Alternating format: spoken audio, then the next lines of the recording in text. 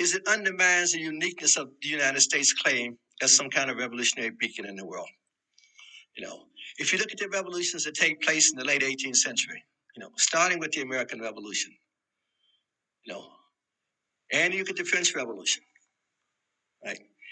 You have, in effect, with the American Revolution, a revolution the majority of whom major participants were slaveholders, right? Yet they claim to be proclaiming a new liberty, a new freedom, a new kind of beacon for the world to look up to, and that's a pretty good image.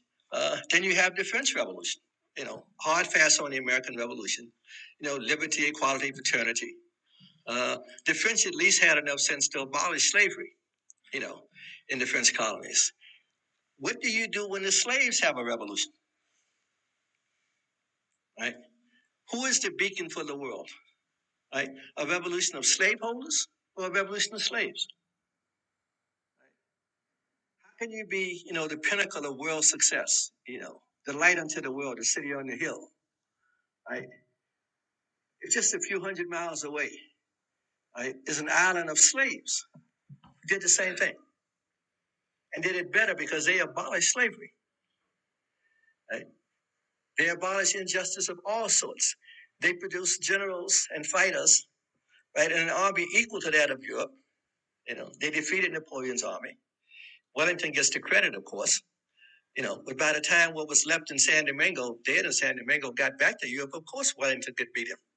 You didn't have any troops left. Napoleon now has got 10, 11, 12-year-olds in the army now. There's nobody left. They're all dead in San Domingo. Right? Of course you have to look at that. Well, this cannot have happened. This cannot be. We cannot acknowledge this. Right?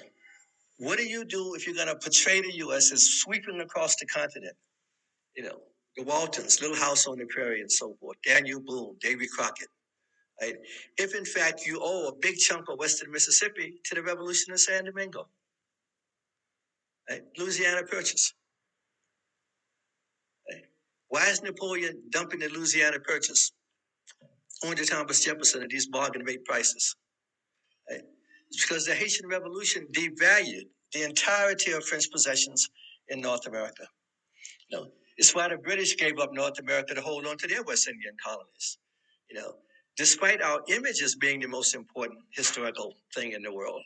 In the 18th century, we weren't. We were a small, narrow group, 13 small, tiny colonies, not very well populated, right? That generated not a lot of wealth, right? The wealth in the British Empire, the wealth in the French Empire was in the colonies in the West Indies. Right? Jamaica was worth all of North America. That's why the British said, you can have Yorktown, all the rest of the stuff. As long as we can hold on to Jamaica, Trinidad, and Barbados, we can make a living. We can deal with it. You can have the rest of it. Didn't care. Take it, all of it. Napoleon was in an even worse shape, right? The foundation of modern French, economic development was San Domingo, right? The foundation of it, right? There was more money coming out of Haiti than all the other French colonies combined. Right, flooding back into France, right, fueling industrialization in France, fueling the French Revolution, fueling the development of France. Right, it was more important than the entirety of Canada, the entirety of the entire Louisiana Purchase, the entirety of the Mississippi River Valley. Haiti was more important than all of that. Right, and so when Toussaint rose up, and they took on, the French, and they took on the Spanish who came. And they took on the British who tried to come help to put them down.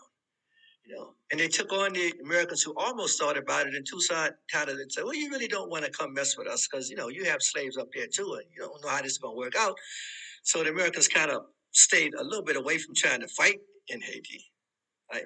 If they could have, they would have, but they couldn't. Right? Once you have a situation where the French Empire lost the economic motive for that empire, Napoleon had no use for the rest of this stuff. He said, cut your losses. See what you can get. Right? I need all the money I can. I've got to try to hold on to what I have in Europe. And therefore, he sold the entirety of what's now the Louisiana Purchase to Thomas Jefferson.